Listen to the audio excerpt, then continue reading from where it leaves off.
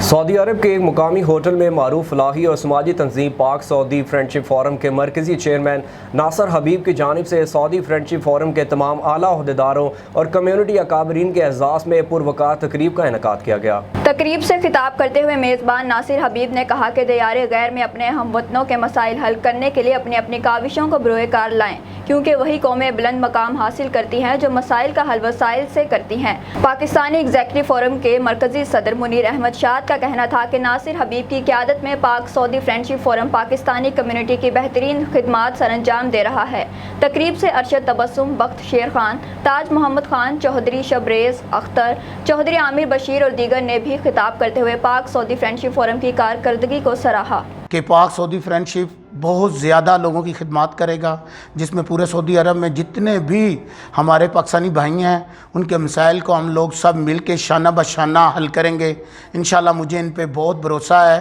جس طرح پہلے میں اکیلا چلا تھا، آج تو میرے ساتھ اتنا قافلہ ہے اور مجھے امید ہے آنے والے وقت میں ہم پورے سعودی عرب میں لوگوں کی خدمات زیادہ دیں گے۔ جتنی بھی وہ فلائی کام کر رہے ہیں یا بزنس ایکٹیویٹیز کے اوپر کام کر رہے ہیں، ہم دونوں فورم مل کے کام کریں گے اور ایک دوسرے کا بازو بنیں گے اور انشاءاللہ اور اس کو اور مور سٹرونگ کریں گے۔